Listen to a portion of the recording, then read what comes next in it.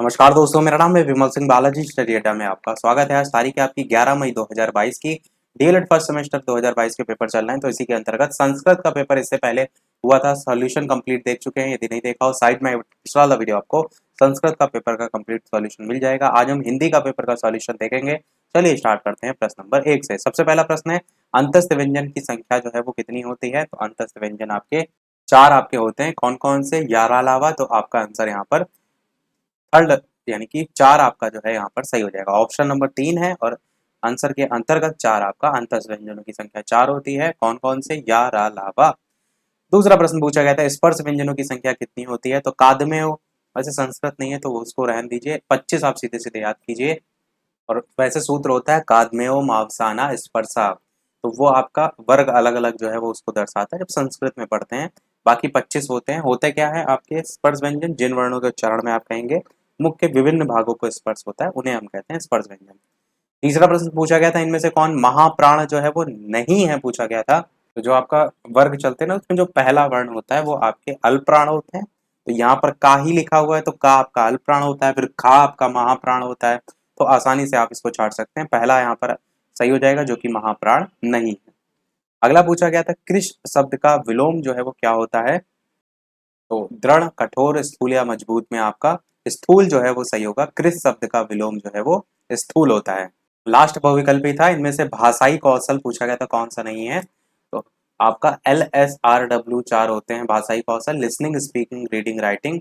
लेखन होता है, पठन होता है, वाचन होता है, पर गद्य आपका नहीं होता है। सेकंड वाला आपका यहाँ पर जो है वो सही हो जाएगा। तो लेखन लिखना हो जाएगा, पठन पढ़ना हो जाएगा, वाचन जो है बोलना हो जाएगा, और सुनना आपका नहीं चौथा यहाँ दे रखा है जो कि लिसनिंग होता है।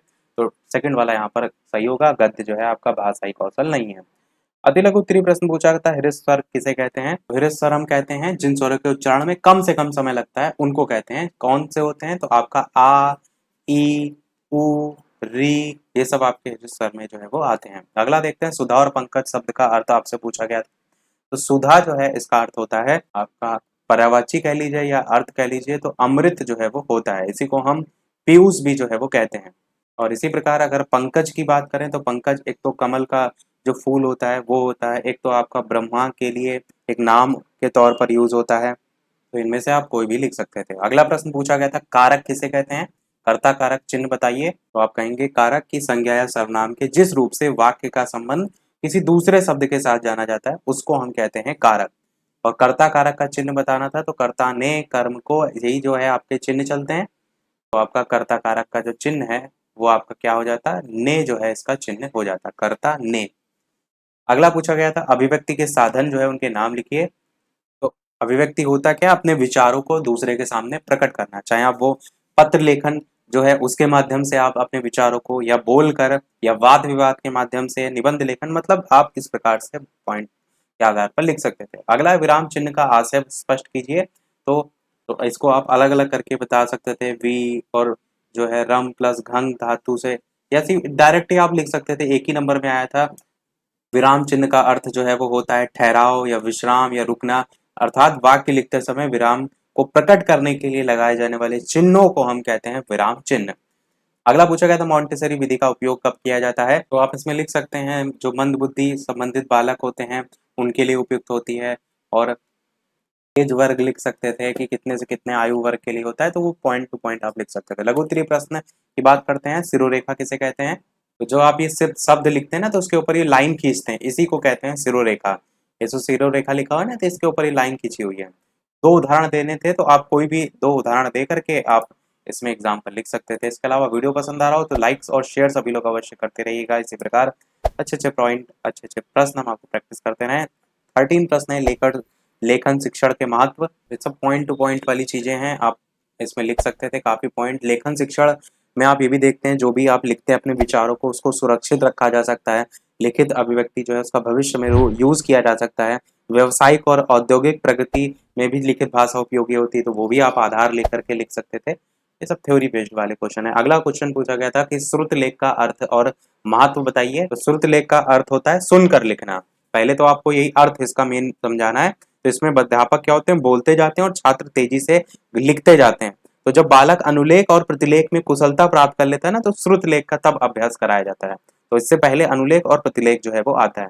स्टार्ट इसका कहाँ से होता है, तो तीसरी कक्षा से इसका स्टार्ट जो है वो होता है। और आधुनिक अगर आप देखेंगे इसमें, तो जो श्रुत लेख होता है ये आपका ग्रामोफोन से होता है, या टेप रिकॉर्डर यूज कर लिया जाता है, या मोबाइल में आप रिकॉर्डर यूज करके उसको रिकॉर्ड कर लेते हैं और रख लेते हैं, उसके अकॉर्डिंग वो लिखता रहता है।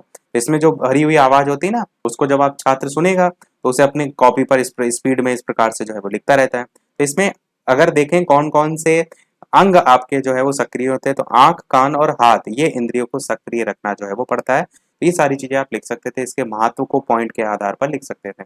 अगला पूछा गया, तो ऊष्म व्यंजन किसे कहते हैं, तो ऊष्म व्यंजन वो होते हैं जिनका उच्चारण जब आप करें तो मुंह से विशेष प्रकार की उष्मा यानी कि गर्म वायु निकलती है, उन्हें हम कहते हैं ऊष्म व्यंजन। कौन कौन से होते हैं चार, तो आप खुद बोलकर देखेंगे, श, श, सा, हा। ये चार प्रकार के जो श, श होते हैं ना, ये सब इसी में जो है वो आते हैं। श एक ये वाला श होता है, एक ये वाला सा होता है, और हा, ये सब आपके ऊष्म व्यंजन में आते हैं। इनके प्रश्न में कह रहा था ना, नाम भी जो है वो लिखिए।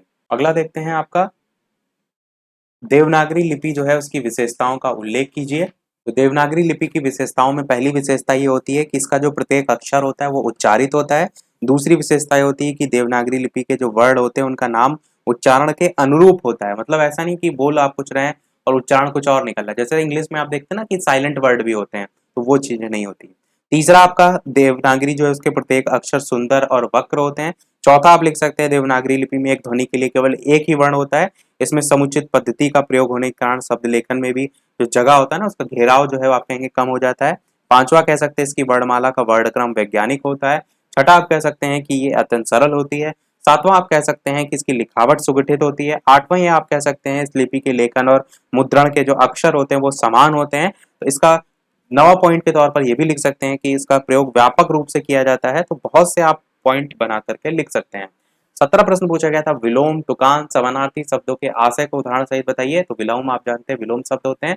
तुकांत वो होते हैं शब्द जो आखिरी में तुक जिनका मिलता है, जैसे कहते हैं ना सोना, रोना, रानी, नानी, जल, नल, उस तरीके के जो शब्द होते हैं वो तुकांत में जो है वो आते हैं। समानार्थी क्या होते हैं, जिनका समान अर्थ जो है वो निकलता है, जिसको हम पर्यायवाची भी जो है आप कह सकते हैं। समानार्थी शब्द जो है पर्यायवाची भी होता है ना, जैसे सूर्य का पर्यायवाची या समानार्थी आप कहें दिनकर, दिवाकर, रवि, भास्कर, भानु, ये सब होते हैं। तो ये आप एग्जाम्पल देकर भी समझा सकते थे ताकि एग्जामिनर आपको पूरे नंबर दे। लास्ट 18 प्रश्न पूछा गया था कि अनुस्वार और अनुनासिक ध्वनियों में क्या अंतर होता है। तो डेफिनेशन के तौर पर समझा सकते थे, अनुस्वार वे व्यंजन होते हैं जो सर के बाद आते हैं, ध्वनि इनकी नाक से निकलती है। अनुनासिक वे स्वर होते हैं जो आप कहेंगे कि मुंह से अधिक और नाक से कम ध्वनि निकलती है। और ये आपका चंद्रबिंदी एक होता है, एक आपका बिंदी होता है। आप ये भी दर्शा सकते थे कि अगर इनका प्रयोग गलत कर दें तो अर्थ में भी अंतर आ जाता है। जैसे आप हंस लिखिए, हंस में अगर आप बिंदी लिखाइए ऊपर, तो ये हंस क्या होगा, एक जल पक्षी होता है। अगर यहाँ पर चंद्र बिंदी आप लगा दीजिए तो हंस, ये हंसने से संबंधित हो जाएगा, हंसना एक क्रिया होती है। तो इस प्रकार से आप ये दर्शा सकते हैं इन ध्वनियों में क्या अंतर होता है, इसको उदाहरण सहित आप समझा सकते हैं। तो ये था हमारा ओवरऑल पेपर का सॉल्यूशन। टोटल इनमें से कितने प्रश्न आपके सही रहे, स्कोर अपना कमेंट में अवश्य बताइएगा। ओवरऑल पेपर कैसा रहा वो भी आप कमेंट में अवश्य बताइएगा, और इन 5 विकल्प इसमें से कितने आपके सही रहे वो भी अवश्य बताइएगा। तो यही था हमारा ओवरऑल वीडियो का सॉल्यूशन। आज के वीडियो में इतना ही रखते हैं, मिलते हैं अगले वीडियो में कुछ नए प्रश्नों के साथ, नए टॉपिक के साथ। तब तक के लिए नमस्कार, और वीडियो को लाइक, शेयर और सब्सक्राइब सभी लोग अवश्य कर दीजिएगा। मिलते हैं अगले वीडियो में। जय हिंद।